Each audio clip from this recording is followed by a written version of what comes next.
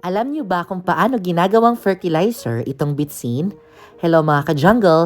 Ngayon, ipapakita ko sa inyo yung dalawang paraan kung paano natin magagamit itong bitsin bilang pataba sa ating mga halaman. Karamihan sa atin na alam ang bitsin o MSG ay isa lamang seasoning sa lutuin. Pero hindi niyo ba alam na ang MSG or bitsin ay may taglay na monosodium glutamic acid na nagpapaganda ng mga halaman. Ngayon mga ka-jungle, tuturuan ko kayo sa dalawang paraan ang paggamit natin ng MSG or bitsin. Una, mag-prepare ng 1 litrong tubig dahil ito ang saktong measurement sa ating 7 grams na bitsin. Ang tubig na gagamitin natin mga ka-jungle ay deep well at kung wala naman po yung deep well, pwede yung gripo. Yung gripo po ay merong chlorine. So, i-stock mo muna natin bago gamitin para makapag-evaporate. So, ayan na nga mga ka-jungle, hinalo ko ang isang bitsin sa 1 litrong tubig. I-stir natin ito ng mabuti para matunaw ang bitsin sa tubig. Ang MSG kasi ay may monosodium glutamic acid and then seaweed sa ingredients nito. Ang seaweed ay may hormonal growth at pampataba ng isang halaman. Kaya nga yung mga halaman ko magaganda dahil bitsin lang ang sikreto ko. Ayan na mga ka-jungle, i-wait muna natin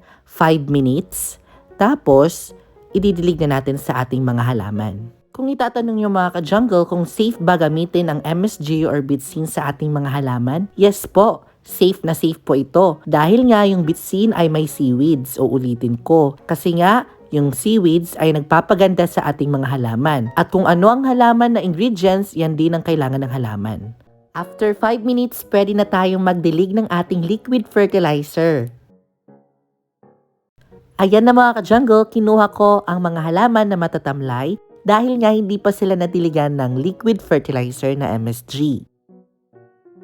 1001, 1002, 1003, 1004. Depende sa inyo kung ilang 1,000 yung inyong ika-count.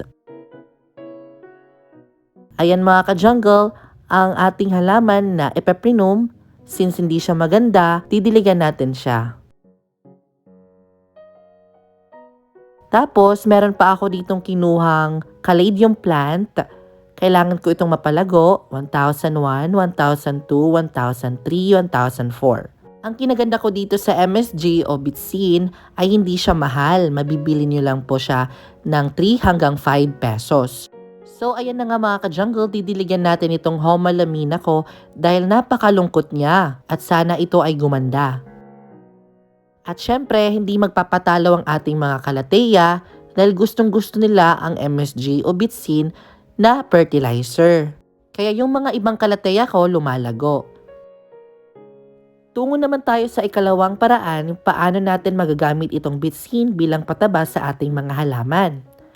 Ayan mga ka-jungle, itong process na to ay yung solid fertilizer naman, kanina liquid.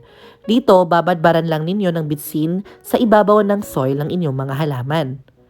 Ang kinaganda dito mga ka-jungle ay hindi nyo na kailangan ng tubig at less hassle pa. So ayan na nga mga ka-jungle, binudburan ko na ng MSG or bitsin ang ating mga halaman. Ang mga halaman na to ay yung mga pothos plant. Gustong-gusto nila kasi na solid fertilizer ang ilalagay sa kanila dahil bihira lang sila madiligan.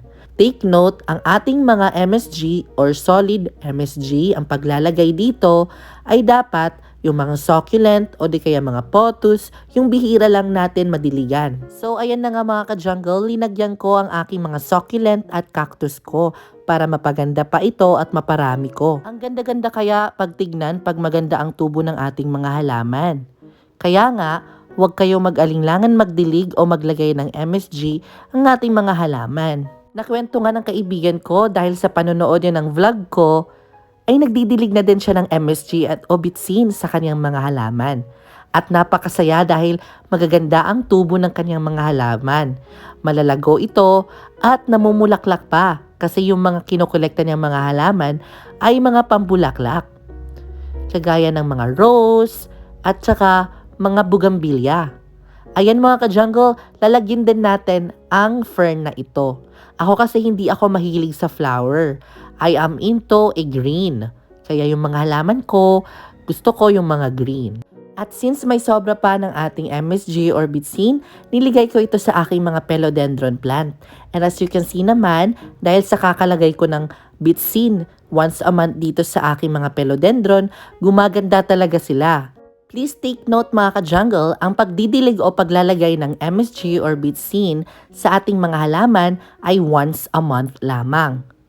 Hindi pwede tayong magdilig araw-araw dahil nga pag masobrahan naman ito, masusunog yung kanilang mga dahon. Ayan mga ka-jungle, nagdilig na tayo at naglagay na tayo ng bitsin sa ating mga halaman. Ngayon naman ay explain ko ang benefits nito.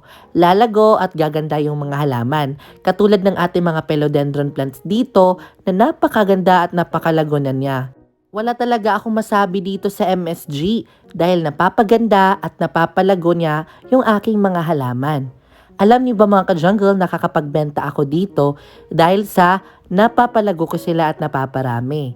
Dahil sa MSG, nakatulong ito para mapaganda ang aking mga halaman. At karamihan din sa atin, lalo na yung mga gardener, mga farmer, ay ginagamit din itong pangpataba sa kanilang mga halaman na gulay.